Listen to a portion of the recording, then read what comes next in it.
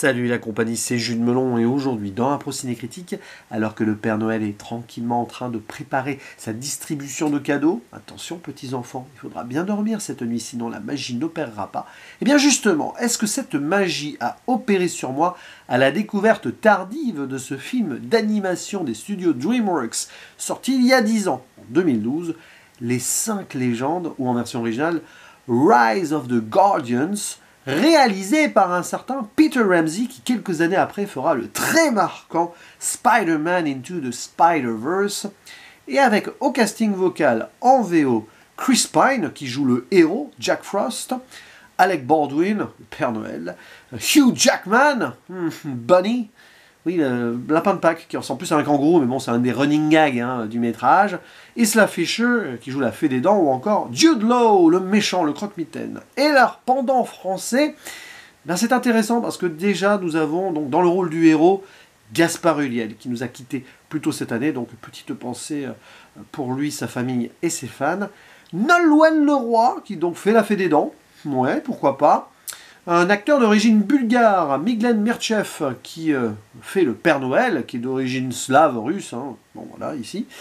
Et pour les versions plutôt habituelles en tant que doublage, puisque ce sont des comédiens qui sont très habitués dans cet exercice, Jérémy Covillo, qui fait la voix de Hugh Jackman, Lapin de Pâques, là, et Boris Rélinger, d'habitude Joaquin Phoenix, et ici il fait le méchant croque-mitaine, parce qu'il a dû faire aussi la voix de Jude Law, je pense, dans quelques films live action. Enfin, peu importe, tout ce beau monde donc réuni dans un vrai conte de Noël, très typé super-héros, on y reviendra, qui raconte l'histoire grosso modo de 4 légendes de base, 4 gardiens, le Père Noël, le Lapin de Pâques, le Marchand de Sable, qui ne parle pas, et la Fée des Dents, qui doivent donc s'assurer que les rêves des enfants soient conservés, hein, qui croient toujours en eux.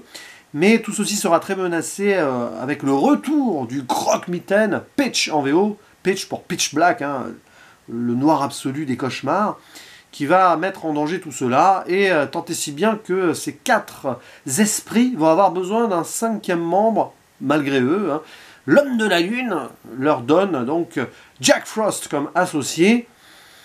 Bon, qui est Jack Frost? Une sorte d'esprit, hein, ancien humain sûrement, qui, amnésique, ne sait pas ce qu'il est venu faire en tant que tel, invisible aux yeux des enfants, et qui donc gèle les étangs, etc., sorte de version masculine de la Reine des Neiges, même si ça n'a rien à voir. Sauf que personne ne croit en lui, tout le monde s'en fiche de Jack Frost, et il vit cette errance depuis des siècles, et là il va enfin avoir un rôle, devoir s'intégrer dans cette équipe, qui ne veut pas spécialement de lui, surtout le Lapin de Pâques, petite tension entre les deux. Mais pourquoi Jack Frost a été appelé par ce monsieur sur la Lune? Parce qu'il y a une importance capitale dans ce qu'il va devoir donner de sa personne, justement face à ce croque-mitaine, parce que nous avons 2 personnages qui sont techniquement très opposés, mais qui s'avèrent avoir pas mal de points communs. Je n'en dis pas plus là-dessus, il y a une scène de confrontation qui l'explique bien, mais à découvrir si vous n'avez pas encore vu le film, je ne vais quand même pas tout vous gâcher. Alors, le souci, c'est que, bon, c'est Noël, hein, féerie, tout ça, mais je vais quand même devoir être un peu dur avec un brûlot que, de toute façon, je vois trop tard, mais il y a 10 ans, je l'aurais vu trop tard, et dont je ne suis pas le public cible, tout simplement. Même si j'avoue que pour les enfants, et donc avec ambiance familiale, pourquoi pas ce soir, demain, ou encore d'ici la fin des vacances scolaires, c'est quand même quelque chose qui doit marcher, à mon avis, donc je vous le conseille malgré tout. D'emblée, je le dis, parce que je ne suis pas de toute façon la personne visée ici, et ça a plutôt fonctionné quand même chez les plus jeunes, et certains d'entre vous qui me regardent là, ça va leur rappeler des souvenirs d'enfance, qui ne sont pas les miens. En fait, c'est l'approche même de ce film qui m'a laissé de côté, tout simplement parce que, bon, aspect super-héros, pourquoi pas, c'est la mouvance de l'époque, hein. 2012, c'est Avengers, quelques mois avant. Je ne pense pas qu'il y ait un lien spécial, tout simplement, mais là, on a quand même l'impression d'avoir une sorte de marvelisation du conte pour enfants, ce qui, sur le papier, un petit peu me pose quelques problèmes, mais encore à la rigueur, pourquoi pas? Sauf que là, on a quand même quelques codes assez habituels, déjà de l'époque, de ce genre de cinéma-là, qui collent pas trop, selon moi, avec l'esprit de ces esprits, justement. Bon, après, pourquoi pas? pourquoi pas, c'est un peu marketing, hein, je pense, derrière, mais ça fait le café dans cette ambiance-là assumée. Et je pense que les enjeux manquent de percussion. C'est là où je me rends compte que ce long métrage est quand même plus pour les jeunes. Il n'y a pas une énorme visée adulte, si ce n'est sur la nostalgie à la rigueur, si vous avez été attaché ou si ça vous rappelle quelques souvenirs donc, de vos croyances enfantines sur donc, le Père Noël, etc. Mais ça a ses limites, tant et si bien que sur le plan de l'intrigue et de la narration, c'est cousu de fil blanc, ça se suit, mais alors de façon linéaire, il n'y a aucune surprise, les retournements ou rebondissements, qui ne sont pas vraiment légion de toute façon, sont assez attendus, et il n'y a rien de vraiment approfondi, si ce n'est le personnage de Jack Frost quand même, parce qu'on nous l'introduit comme quelqu'un qui a perdu la mémoire, qui se retrouve là sans savoir d'où il vient, qui va donc faire ce qu'il peut pendant des années, et enfin avoir une importance pour peut-être se rendre compte de qui il est, et trouver sa place, tout simplement. Là-dessus, il n'y a aucun souci, cet arc-là est très bien géré, est plutôt réussi, donc pas de problème. Mais après, voilà, il fallait raccorder un petit peu tout cela avec les autres personnages, qui sont plus ou moins fonction quand même quand on y pense, surtout le Père Noël, qui est là alors, en tant que leader charismatique. À un moment on essaye de nous le creuser un petit peu avec cet effet poupée russe là, bon, ok, mais en fait ça ne mène pas vraiment à une destination particulièrement intéressante et intense à mes yeux.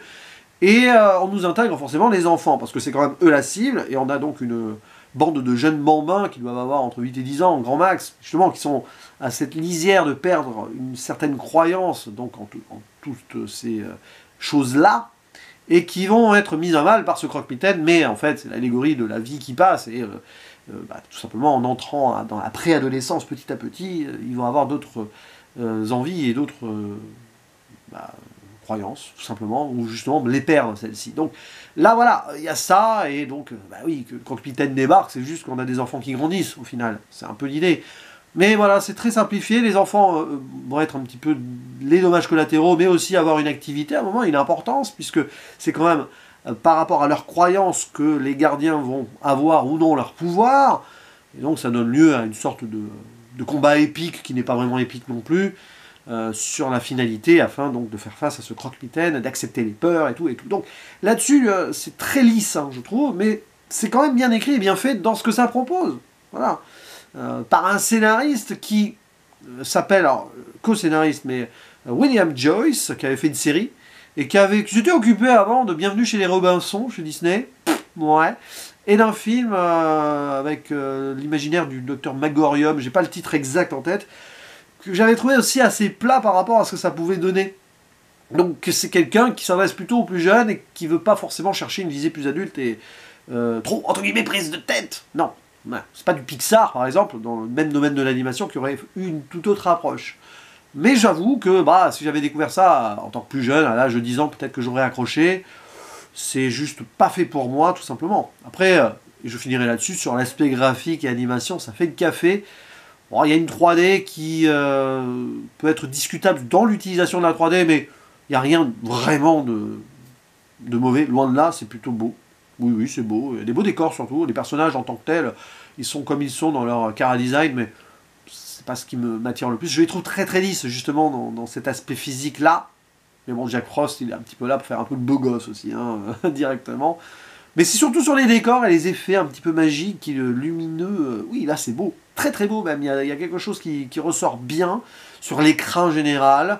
Donc oui, c'est un film très intéressant quand même à voir dans cette époque des fêtes de fin d'année où t'as pas trop envie de te prendre la tête, entre guillemets, mais de voir des belles choses avec des messages simples qui vont droit au cœur, parce que finalement le film il respire une certaine sincérité malgré l'aspect commercial un peu super-héroïque autour.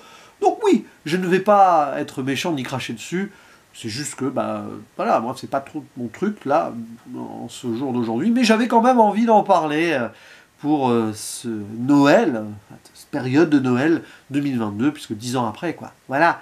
Mais n'hésitez pas à me dire en commentaire si vous avez aimé ce film et pourquoi, parce que je suis persuadé que pas mal d'entre vous ont beaucoup apprécié, même si ça avait divisé à sa sortie. C'est pas considéré par certains comme le meilleur DreamWorks, mais il a le mérite d'exister et de s'assumer en période de fête tel qu'il est. Donc voilà, c'est déjà cela. Et ben il ne me reste plus qu'à vous dire à la prochaine et passez de bonnes fêtes, une bonne soirée, un joyeux Noël. Ciao. Oh, oh, oh.